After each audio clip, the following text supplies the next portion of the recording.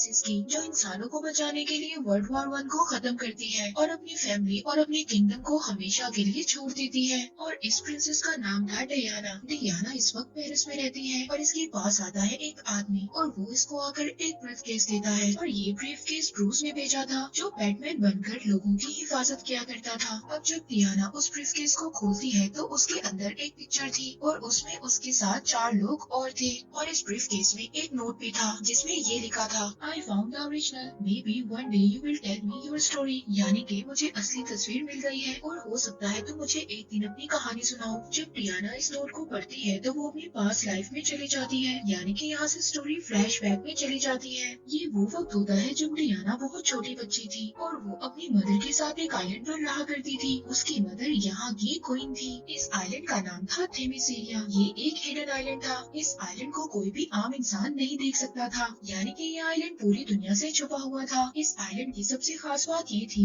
कि इस आइलैंड पर सिर्फ फीमेल्स रहा करती थी। यहाँ पर कोई फीमेल नहीं था और यहाँ पर जितनी भी फीमेल्स थी सब बहुत अच्छी वॉरियर्स थी। ये फीमेल्स हमेशा फाइट की प्रैक्टिस किया करती थी। डियाना जो कि बहुत छोटी बच्ची थी, वो इन सबको देखकर उन्हीं की तरह मूव करना शुरू कर देती है। लेकिन डियाना की मदर जो यहाँ की क्वीन है, वो कभी भी नहीं चाहती थी कि डियाना कोई फाइट सीखे। वो डियाना से बहुत ज्यादा प्यार करती थी। दरअसल उन्होंने डियाना को मिट्टी से बनाया था और इसके बाद इन्होंने जूइश जो कि गॉड्स के किंग थे उनसे प्रेयर की। उन्होंने उस मिट्टी के स्टैचू में जान डाल दी जो डियाना की मदर ने बनाया था और इस तरह से डियाना इस दुनिया में आई। एक रात डियाना की मदर उसको कहानी सुनाती है। वो बताती है जूइश जो कि देवताओं के देवता है, उन्होंने इंसानों को बनाया। वो इंसानों से बहुत ज्यादा प्यार करते थे और उस वक्त इंसान बहुत अच्छे तरीके से आपस में रहा करते थे। लेकिन जूइश का बेटा जो वॉर का देवता था, वो इंसानों से जेलस होने लगा। उसने इंसानों के दरमियान जेलसी पैदा कर दी, जिसके बाद सब इंसान आपस में लड़ने लगे। फिर जूइश ने इंसानों के दिलों में प्यार पैदा करने के लिए हम लोगों को बनाया और ऐसा हुआ भी। लेकिन कुछ टाइम बाद अर्थ पर जैसा हाल पहले था फिर वैसा हो गया। उस वक्त हम लोग अमेज़न में रहा करते थे।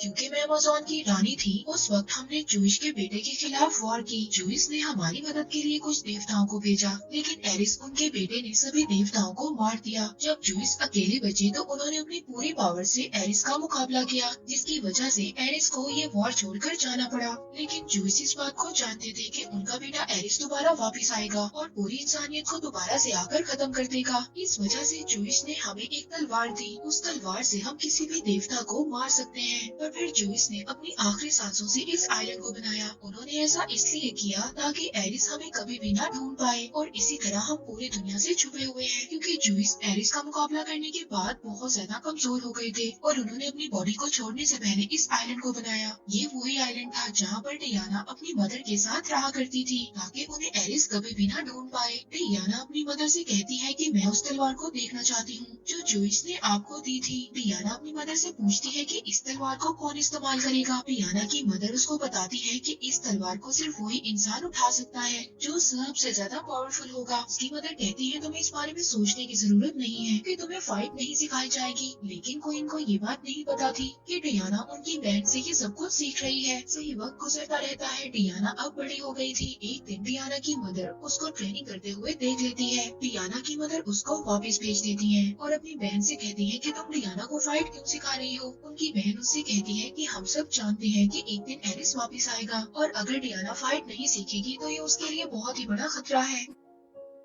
क्वीन अपनी बहन से कहती है कि डियाना जितनी ज्यादा पावरफुल होगी, एरिस उसको उतनी ही जल्दी ढूंढ लेगा। क्वीन की बहन उनसे कहती है कि आप चाहो या ना चाहो, डियाना को एक दिन एरिस का सामना करना पड़ेगा। फिर डियाना की मदर अपनी बहन से कहती है कि तुम डियाना को एक अच्छी फाइट सिखाओ और होता ऐसे ही है। जैसे जैसे वक्त गुजरता रहता है, डियाना एक बहुत ही अच्छी वॉरियर बन जाती है, लेकिन उसके अंदर और भी ज्यादा पावर्स थी जिसके बारे में डियाना को नहीं पता था और न ही किसी ने उसको उन पावर्स के बारे में बताया था। फिर एक दिन डियाना समंदर के किनारे पर खड़ी थी। वहाँ पर वो देखती है कि एक प्लेन क्रैश होकर समंदर में गिर जाता है और वो समंदर में गिरकर डूबने लगता है। उस प्लेन के अंदर एक आदमी था और वो डूब रहा था, लेकिन डियाना उस आदमी को बचाकर आइलैंड पर ले आती है। डियाना उस आदमी को देखकर हैरान होती है क्योंकि उसने अपनी लाइफ में कभी भी कोई आदमी नहीं देखा था। इस आदमी का नाम स्टीव था। तभी दिखाया जाता है समंदर में कुछ बोट्स और एक जहाज आता है और ये सब के सब स्टीव का पीछा कर रहे थे। ये सभी जर्मन थे। इनको आगे कुछ भी नजर नहीं आ रहा था। तभी एक ऑफिसर ऑफिसर को उस प्लेन का कुछ टुकड़ा नजर आता है। जो वो उसे पकड़ने की कोशिश करता है तो उसको आगे होकर वो हिडन आइलैंड नजर आ जाता है, जो आज तक पूरी दुनिया की नजरों से छुपा हुआ था। इसके बाद उस जर्मन ऑफिसर को स्टीव भी नजर आ जाता है। अब ये सब की सब स्टीव को पकड़ने के लिए उसकी तरफ बढ़ना शुरू कर देते हैं। स्टीव डियाना को बताता है कि ये सब लोग बुरे लोग हैं। तभी वहाँ पर इस आइलैंड की सभी लेडी वॉरियर्स भी आ जाती हैं। हालांकि जर्मन ऑफिसर्स के पास गन्स थी, लेकिन यहाँ की लेडी वॉरियर्स के पास एरो और कुछ तलवारें थी और वो इन लोगों का डटकर मुकाबला करती हैं कि वो जर्मन ऑफिसर्स इनके आगे ज्यादा देर टिक नहीं पाते। पर तभी एक जर्मन ऑफिसर डियाना को मारने वाला था। तभी डियाना के आगे उसकी मदर की बहन आ जाती है, जिसने डियाना को सारी फाइट सिखाई थी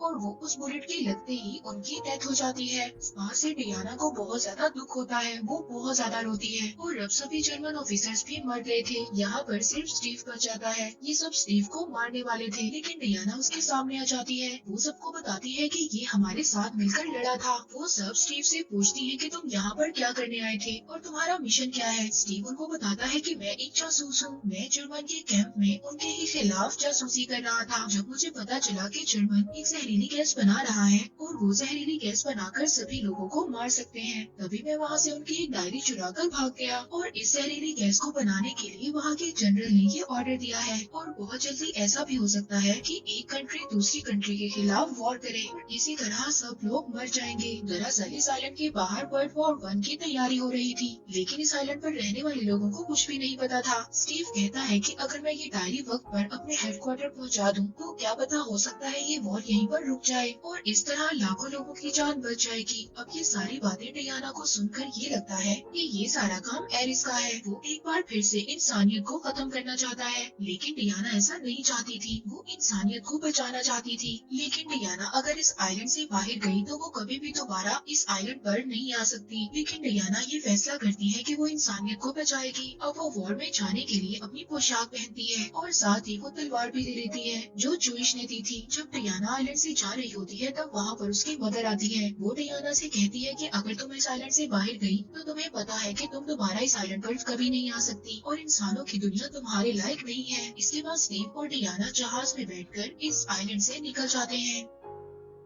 अब स्टीव उस डायरी को लेकर अपने सीनियर ऑफिसर्स के पास जाता है, जो वो जर्मन कैंप से चुरा कर लाया था। जब वो सीनियर ऑफिसर्स उस डायरी को देखते हैं तो वो डायरी पुरानी लैंग्वेजेस में लिखी हुई थी। यहाँ पर किसी को भी समझ नहीं आता कि ये कौन सी लैंग्वेज में है, लेकिन डियाना इनको बताती है कि ये तो पुरानी लैंग्वेजेस में लिखी गई है। दरअसल डियाना हजारों किस्म की लैंग्वेजेस को जानती थी और बोल भी सकती थी। वो अब डायरी को पढ़ती है और इनको बताती है कि जर्मनी एक जहरीली गैस बना रहा है और वो इस गैस को फ्रंट पर छोड़ेंगे। अब यहाँ पर जो सीनियर ऑफिसर्स थे वो जर्मनी के साथ समझौते की बात कर रहे थे, मगर स्टीव उनको कहता है कि आप मुझे एक मौका दें, मैं उस हेडक्वार्टर को ही खत्म कर दूंगा जहाँ पर ये लोग जहरीली गैस बना रहे हैं। लेकिन इस बात को सीनियर्स नहीं मानते।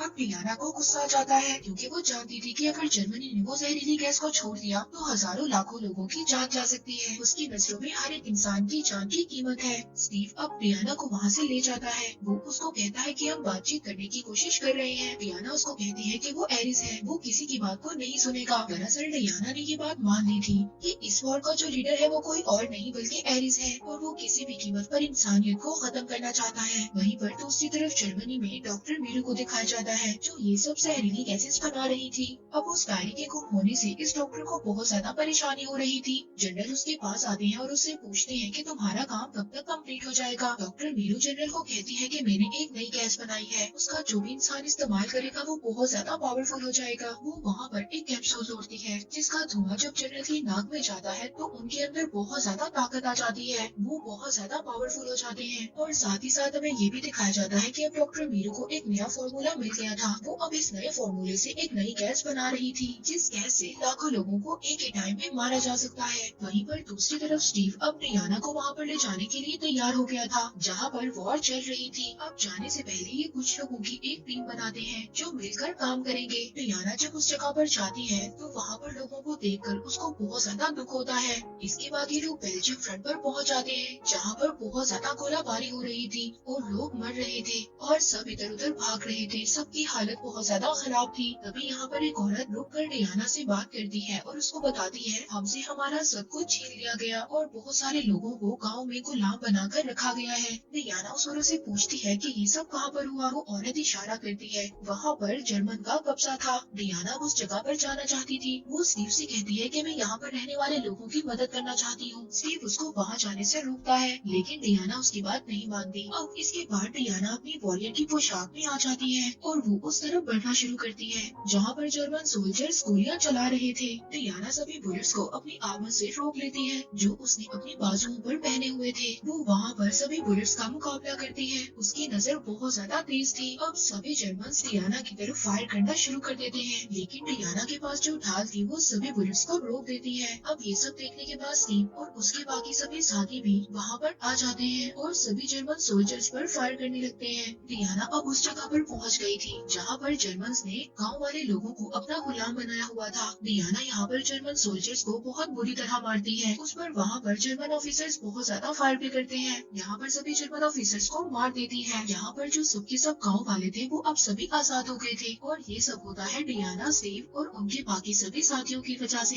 यहाँ पर सभी गाँव वाले डियाना को थैंक यू बोलते हैं और यहाँ पर एक आदमी इनकी पिक्चर भी लेता है, जिस पिक्चर में डियाना, स्टीव और उसके 3 दोस्त होते हैं। अब ये वही पिक्चर थी जो बैटमैन ने डियाना को भेजी थी, जिस पिक्चर को देखकर डियाना को पूरी कहानी याद आ रही थी। अब स्टीव को यहाँ पर ये पता चलता है कि जर्मन ऑफिसर्स की एक बहुत बड़ी पार्टी होने वाली है। स्टीव भी उस पार्टी में जाना चाहता था। डियाना और स्टीव दोनों मिलकर डांस की प्रैक्टिस करते हैं और फिर अगले दिन ये दोनों किसी तरह से उस जगह पर पहुँच जाते हैं जहाँ पर उन जर्मन ऑफिसर्स की पार्टी होने वाली थी। यहाँ पर सिक्योरिटी बहुत ज्यादा थी, लेकिन ये लोग किसी तरह भी अंदर जाना चाहते थे। वहाँ पर जर्मन का जनरल भी आने वाला था, जिसको डियाना एरिस समझती है। सबसे पहले स्टीव जर्मन ऑफिसर बनकर अंदर जाता है। वहाँ पर जाकर ये उस डॉक्टर से मिलता है जिसने ये जहरीली गैस बनाई थी। उससे इंफॉर्मेशन लेने की कोशिश करता है, लेकिन इस बात का कोई भी फायदा नहीं होता।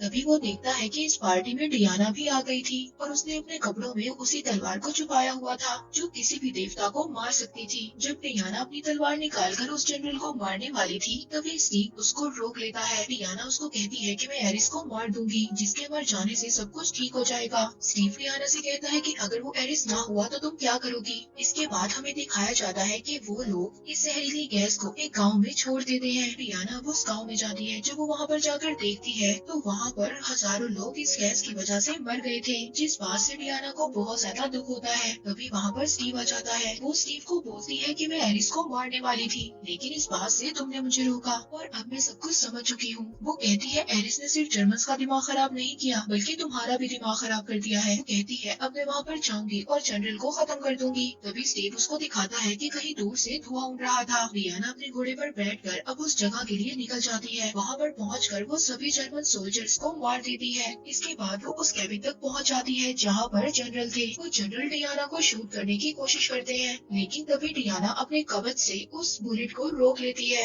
इसके बाद जनरल उस धुएं को अपने नाक में ले लेते हैं जो डॉक्टर मीरू ने बनाया था, जिसके धुएं की वजह से वो बहुत ज्यादा पावरफुल हो गए थे। यहाँ पर डियाना और जनरल के बीच में फाइट होती है। डियाना अपनी तलवार से जनरल को मार देती है और वो उसको मारने से पहले कहती है मैं सभी इंसानियत की खातिर और उनकी अच्छाई के लिए तुम्हें मार रही हूँ। इसके बाद वो जनरल को मार देती है। अब उसको ऐसा लग रहा था कि इसके मरने के बाद सब कुछ ठीक हो जाएगा, लेकिन ऐसा कुछ भी नहीं होता। वहाँ पर जितने भी जर्मन लोग थे वो सभी वॉर की तैयारी कर रहे थे। देखकर डियाना बहुत ज्यादा शॉक हो जाती है, क्योंकि उसको ऐसा लगता था कि जब वॉर की किंग को मार दिया जाता है तो वॉर खत्म हो जाती है। तभी वहाँ पर स्टीव आ जाता है। डियाना स्टीव से कहती है कि मैंने एरिस को मार दिया है, लेकिन इसके बावजूद लोग वॉर की तैयारी कर रहे हैं। स्टीव कहता है कि मुझे एरिस के बारे में कुछ नहीं पता। डियाना उसको कहती है कि मैंने खुद देखा है जो बच्चे मर रहे थे, लेकिन कोई भी इंसान उनकी तरफ तवज्जो नहीं दे रहा था। ऐसा तभी होता है जब एरिस लोगों के दिमाग को अपने कंट्रोल में ले लेता है। स्टीव कहता है कि क्या पता लोग ऐसे ही हों, वो लड़ना चाहते हों। डियाना उसको कहती है कि मेरी मदर ने ठीक कहा था, इंसान हमारी मदद के लायक है ही नहीं। स्टीव कहता है कि मुझे तुम्हारी मदद की जरूरत है, अगर तुमने मेरी मदद नहीं की तो और ज्यादा लोग ऐसे ही मर जाएंगे। अब स्टीव वहाँ से चला जाता है। तभी डियाना को कुछ आहट की आवाज सुनाई देती है। जब वो पीछे मुड़कर देखती है तो वहाँ पर स्टीव के सीनियर ऑफिसर थे, जो कि यूके के ऑफिसर थे, ना कि जर्मन ऑफिसर, लेकिन वो जर्मन के कैंप में होते हैं। वो डियाना से कहते हैं कि तुम्हारी मदर ने ठीक कहा था, इंसान हमारी मदद के लायक नहीं है, हमें इंसानों को खत्म कर देना चाहिए, ये लालची लोग हैं। डियाना अब ये बात समझ आती है कि यही एरिस है। डियाना कहती है कि ओह तुम हो। डियाना अपनी तलवार को उसकी तरफ लेकर बढ़ती है, जो तलवार डियाना अपने साथ लाई थी। डियाना उस तलवार से एरिस पर अटैक करती है, लेकिन वो तलवार एरिस के हाथ पर लगती है तो वो तलवार ही खत्म हो जाती है।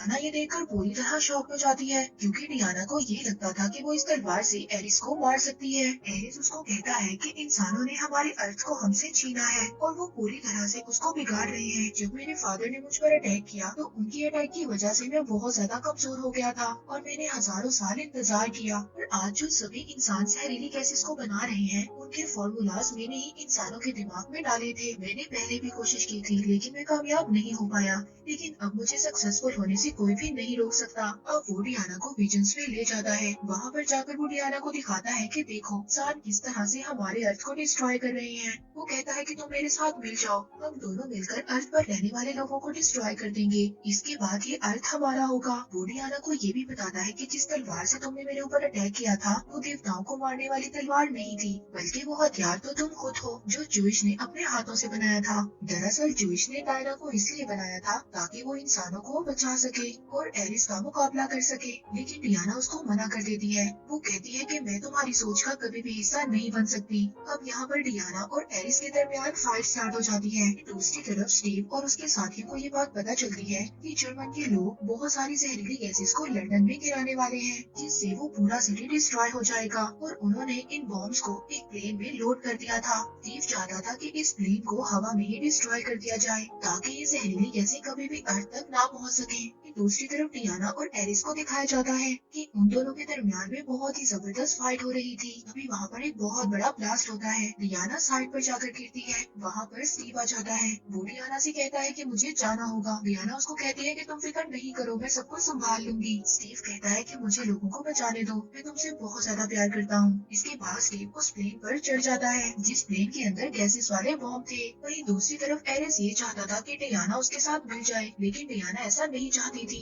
एरिस डियाना पर अटैक कर देता है। एरिस डियाना को जमीन पर खिला देता है। तभी डियाना आसमान की तरफ देखती है। वो प्लेन को देखती है, उसमें स्टीव था। स्टीव उस प्लेन के साथ खुद को ब्लास्ट कर देता है, जिससे उस प्लेन में स्टीव भी मर जाता है। डियाना इस चीज को बर्दाश्त नहीं कर पाती। वो बहुत जोर से चीखती है। डियाना एरिस की पावर से छूट गई थी। वहीं दूसरी तरफ स्टीव के जो दूसरे साथी थे वो उस हेडक्वार्टर को ब्लास्ट कर देते हैं जिनमें उन जहरीली गैसेस को बनाया जाता था और वो डॉक्टर वहाँ से बाहर निकल जाती है। वो डियाना के सामने आ जाती है। एरिस कहता है मार दो इसे, यही इंसान का असल चेहरा है। ये लोग आपस में एक दूसरे को मारना चाहते हैं। डियाना उसको मारने के लिए एक टैंक उठा लेती है। तभी उसकी आंखों के सामने स्टीव का चेहरा आ जाता है। जिसने जाते हुए कहा था कि हमेशा प्यार के रास्ते पर चलना। इसीलिए डियाना डॉक्टर को छोड़ देती है और दोबारा से एरिस पर अटैक कर देती है। अब फाइट में एरिस अपनी पावर्स का इस्तेमाल करता है। अब वो बिजली से डियाना पर अटैक करता है, लेकिन डियाना उस बिजली को अपने हाथों में एब्सॉर्ब कर लेती है। एरिस एक बार फिर ऐसे ही अटैक करता है। डियाना बहुत सारी बिजली को अपनी पूरी बॉडी के अंदर एब्सॉर्ब कर लेती है और हवा में उड़कर वो सारी की सारी बिजली एरिस पर छोड़ देती है और इस तरह एरिस का एंड हो जाता है। और वहाँ पर जो सभी सोल्जर्स थे वो वॉर को खत्म कर देते हैं और एक दूसरे के गले मिलते हैं और इस तरह इस वॉर का एंड हो जाता है। और इस वॉर में जितने भी सोल्जर्स थे वो दोबारा अपने घर आ जाते हैं, अपनी फैमिली से मिलते हैं। चारों तरफ खुशियाँ होती हैं। कहानी दोबारा प्रेजेंट में आती है जहाँ पर ये वंडर वुमन ये सब कुछ सोच रही थी। वो कहती है कि मैंने हमेशा इंसानों को बचाने की कोशिश की। इस कोशिश में मैंने दो चीजें देखी, एक अंधेरा और दूसरा उजाला जो हर एक इंसान के अंदर होता है और ये हमें खुद डिसाइड करना होता है कि हम अंधेरे की तरफ जाएं या फिर उजाले की तरफ। तो मैं जानती हूँ कि दुनिया को सिर्फ लव यानी कि प्यार से बचाया जा सकता है। इसके बाद वो बैट्समैन को मेल करती है क्योंकि उसने उसको वो पिक्चर दी थी जिसमें उसकी बहुत सारी यादें थी। और फिर हमें लास्ट में दिखाया जाता है कि वो अपने वंडर वुमन की ड्रेस में दोबारा से दुनिया को बचाने के लिए तैयार है। और इसी के साथ ये मूवी यहीं पर एंड हो जाती है।